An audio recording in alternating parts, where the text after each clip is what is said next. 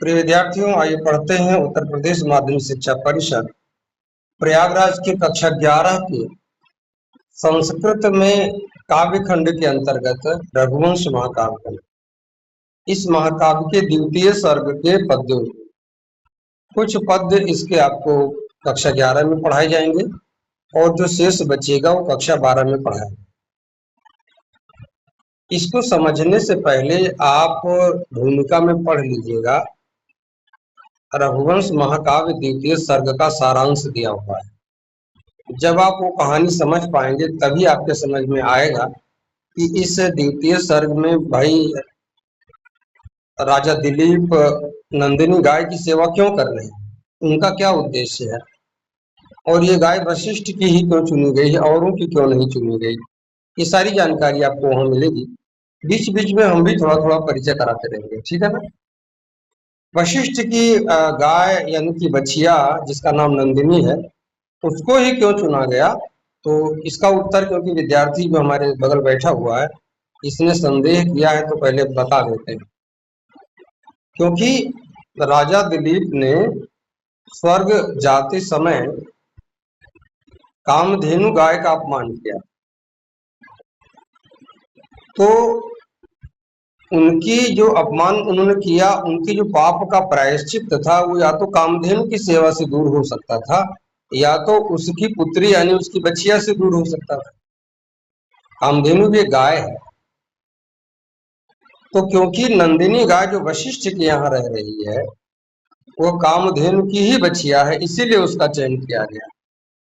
दूसरी गाय की सेवा करने से वो आशीर्वाद नहीं मिल सकता था, और यदि सेवा न करते तो निर्वंशी ही रहते। ठीक है, आप पढ़ते हैं और आपको बताएं कि रघुवंश महाकाव्य में उपजाति छंद का प्रयोग किया गया है, और संस्कृत के छंदों की खूबसूरती तो शायद पूरे संसार में प्रसिद्ध है। तो आइए पढ़ते हैं और देखते हैं कि ये पढ़ा कैसे जाएगा। पहले छोटे छोटे खंडों में हम इन श्लोक के पद्यों को समझ लेते हैं, जो टुकड़े टुकड़े हैं पदों को समझते हैं। प्रजानाम और अधिपा को जोड़ा गया है, प्रजानाम अधिपा। जाया धन प्रति धन ग्राहित धन गंध माल्याम, ये शब्द है। वनाय अलग है, पीत प्रतिबद्ध, पीत अलग है, प्रतिबद्ध अलग है, और वत्साम अलग है, सब में समास किया गया है। यशोधनु अलग पद है, और धेनु धन ऋषेर यानी ऋषेह धन मुमोच, इतने पद है। अब आप सोचेंगे शुरू शुरू में ही विच्छेद क्यों बता दिया गया, क्योंकि जब इसे हम लय के साथ पढ़ेंगे तो विच्छेद पता नहीं होगा तो आप पढ़ नहीं पाएंगे। आप कोशिश करें हमारे साथ, इसको मेरे ही जैसा पढ़ने का प्रयास करें। आइए पढ़ते हैं, पढ़िएगा, ठीक है। अथ प्रजानाम अधिपः प्रभाते,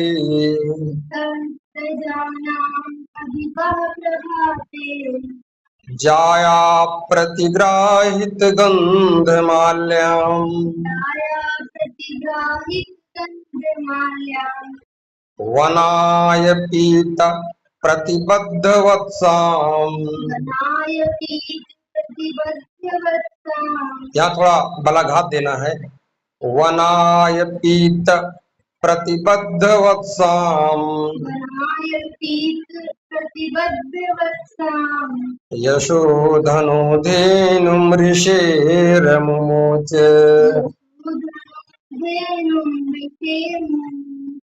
अब हम इसका शब्दार्थ समझते हैं। तो क्योंकि किताब में आपको अन्वय दिया गया है, अगर हम अन्वय के साथ शब्दार्थ लेते हैं तो अर्थ तो तुरंत समझ में आ जाएगा, लेकिन आप पद के साथ अनुवाद जब करते हैं तो थोड़ा सा आपको शब्दों को अलग करना यानी कि पदों का विच्छेद थोड़ा सा सरल लगता है, इसलिए आपको हम श्लोक यानी कि पद के साथ ही इसका शब्दार्थ दे रहे हैं, ठीक है ना। अथ इसके बाद, अथ शब्द शुभ लक्षणों का सूचक है, इसलिए मंगलाचरण कह सकते हैं आप इसको। तो अथ यानी कि इसके बाद, प्रजा नाम अधिपः, अयोध्या की प्रजा के स्वामी अर्थात राजा दिलीप ने, राजा दिलीप ने, प्रथमा में इसलिए ने चिन्ह लग रहा है, प्रभाते प्रातः काल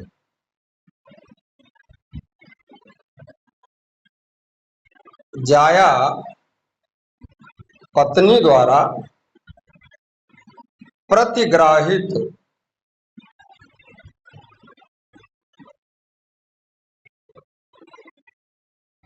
पहनाए गए और अर्पित किए गए गंध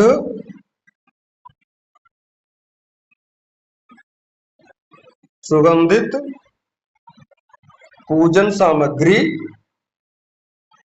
माल्याम और माला को, मतलब राजा दिलीप की पत्नी सुदक्षिणा ने जिसको सुगंधित पूजन सामग्री से जिसकी पूजा की थी और जिसको पूजा करने के बाद माला आदि पहनाया था, उस गाय को, ठीक है ना, वनाय जंगल के लिए अर्थात वन में चराने के लिए,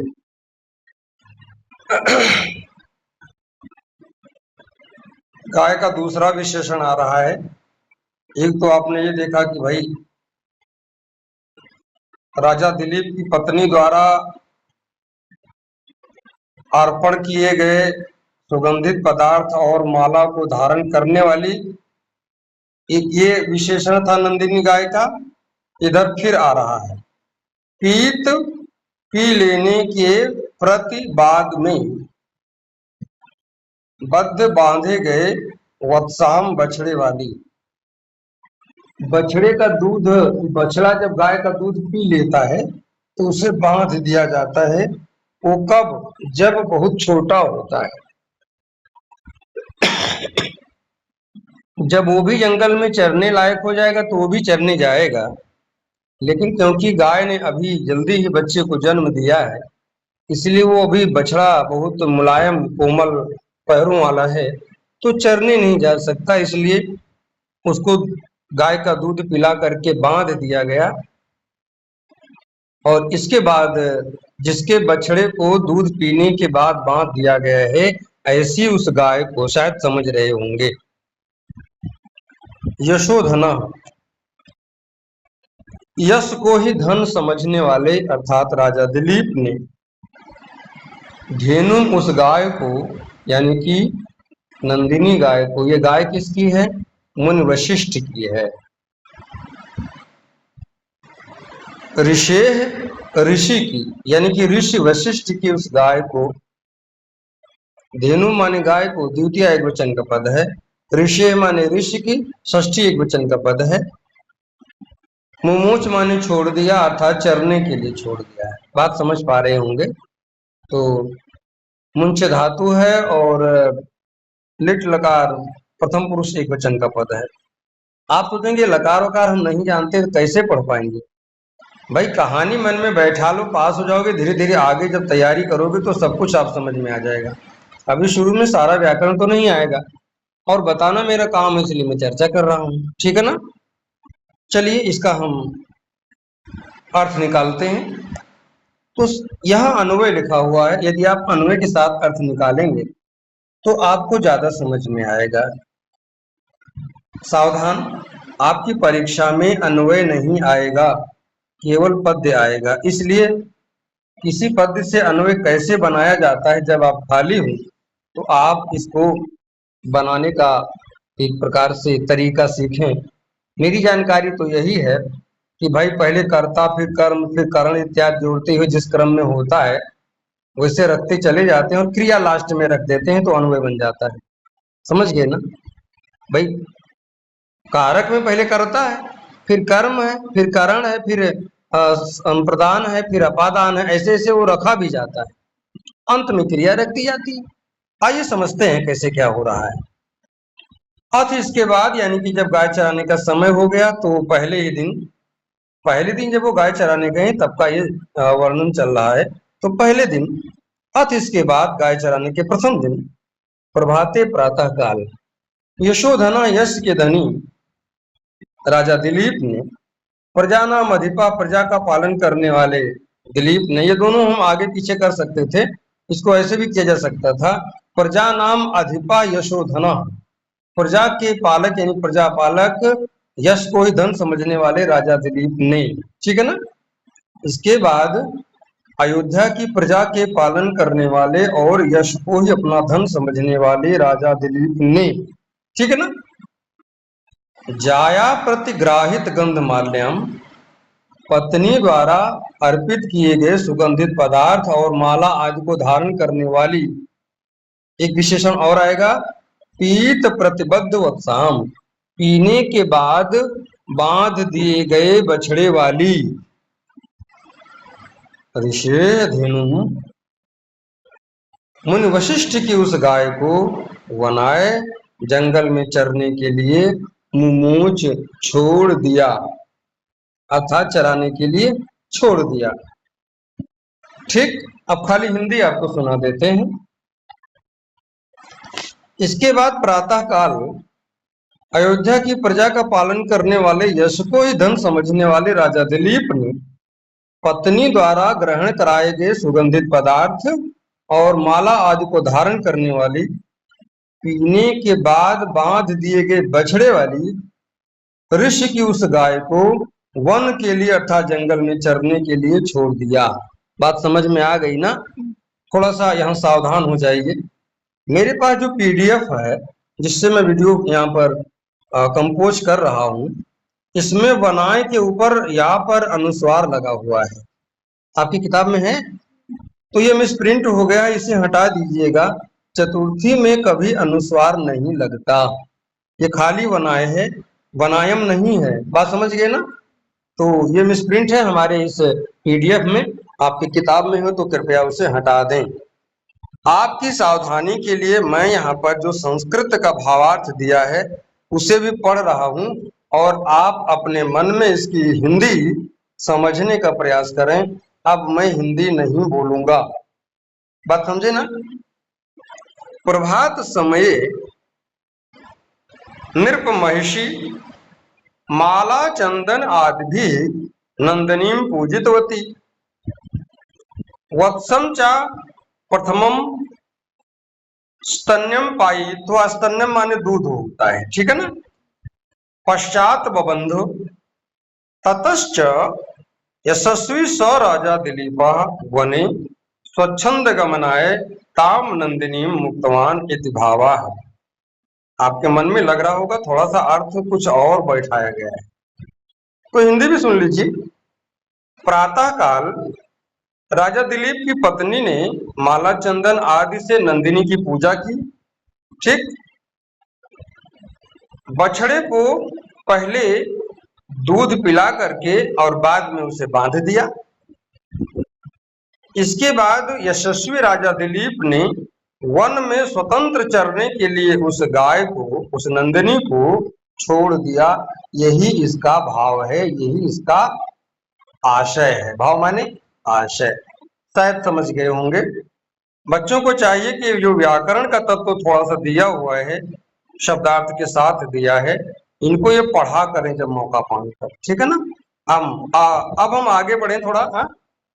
इधर कोई दिक्कत होगी तो आप कमेंट करेंगे। तो अभी हम दूसरे पद्य की तरफ रुख कर रहे हैं। हाँ, तो यहाँ भी थोड़ा सा पदों का छोटा मोटा जो पद छेद है, यानी कि क्या क्या क्या टुकड़े जुड़े हुए हैं, चर्चा कर लेते हैं जिससे हम गा सकें ठीक से, है ना। तो खुर न्यास बोलेंगे, खुरन न्यास, पवित्र और पांसुम, दो पदार है। पांसुम आया है, आगे अपांसुम आएगा। ठीक है ना। अपांसुला नाम, क्योंकि माँ जो इधर है इसमें आ छिपा हुआ है, तो इसमें हम उच्चारण करेंगे और चाहें तो इसको रोक भी सकते हैं। माँ पूरा बोल देंगे तो आप बोलने की आवश्यकता नहीं है। अ अपने आप आ जाएगा, ठीक है ना। अपांसुला नाम आगे है मनुष्येश्वर, मनुष्येश्वर धर्म पत्नी, श्रुते रिवार्थम, श्रुते रिवार्थम, स्मृति रन्व गच्छत, है ना। इतने को ऐसे हम बोलेंगे जैसे बोले हैं। आइए इसका हम वाचन करते हैं। तस्याः खुरन्यास पवित्र पांसुम्,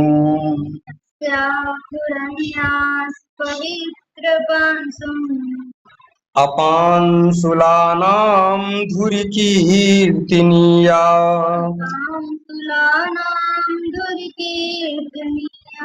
मार्गम मनुष्येश्वर धर्म पत्नी,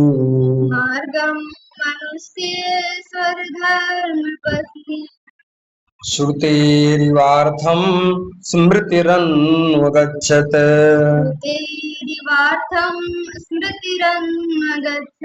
श्रुतेरिवार्थम स्मृतिरन्वगच्छत्।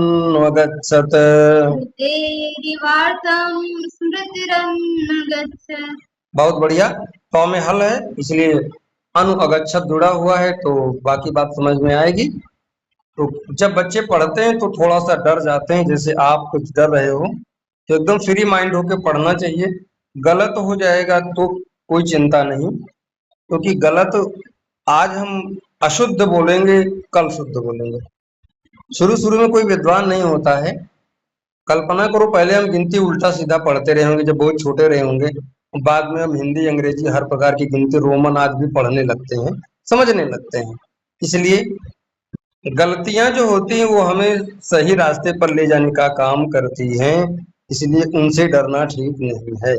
ठीक, हाँ, उन्हें दूर करने का प्रयास करना चाहिए। आइए इसका हम शब्दार्थ निकालते हैं। थोड़ा सा इसका भाव समझ लीजिए। जब सुदक्षिणा गाय को भेज देती हैं, पहले वाले पद में आपने देखा है, तो गाय किसी रास्ते से होके जाएगी, है ना। तो जिस रास्ते से जाएगी वहां अपना पैर रखेगी।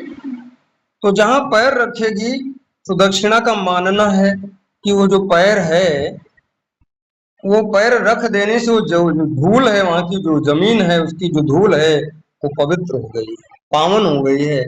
इसलिए वो उसी रास्ते को प्रणाम करती हुई आगे बढ़ जाती हैं, अर्थात उसके पीछे पीछे चलती हैं। ऐसा क्यों?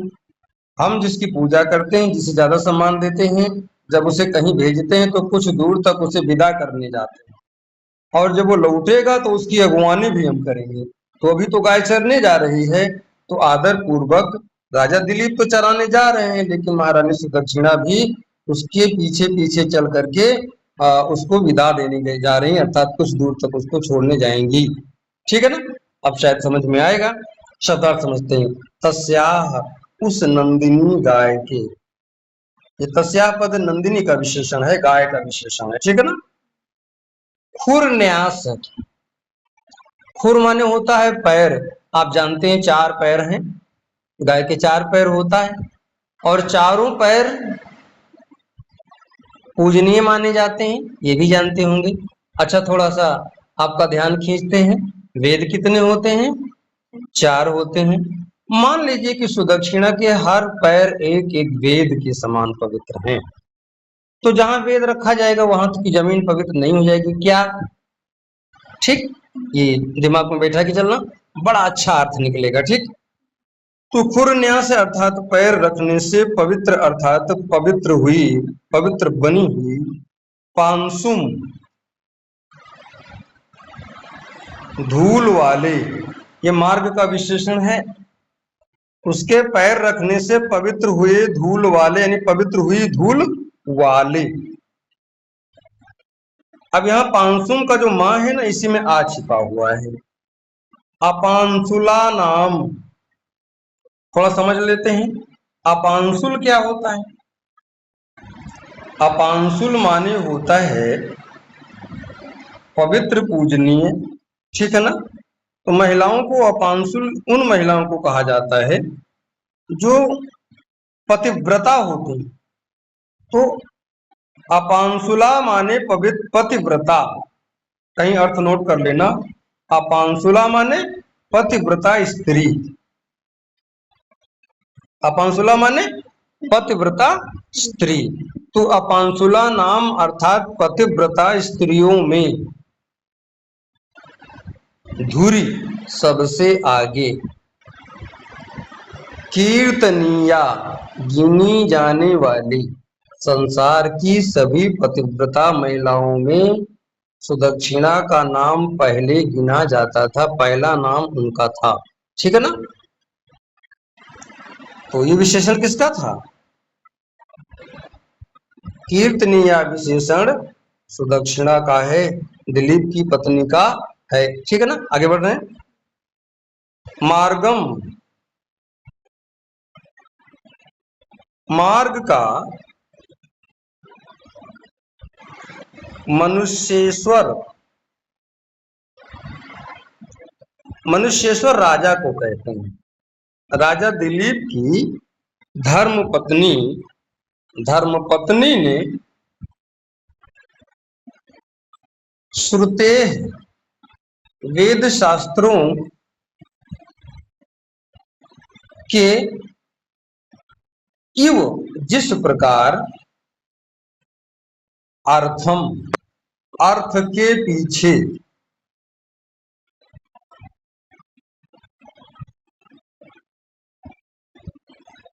स्मृति,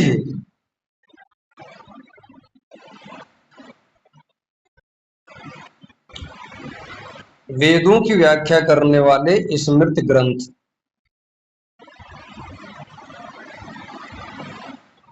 पुस्तक में लिख लेंगे, पीछे पीछे चलते हैं यानी अनुगमन करते हैं, पीछे पीछे चलते हैं, उसी के समान। ठीक है ना।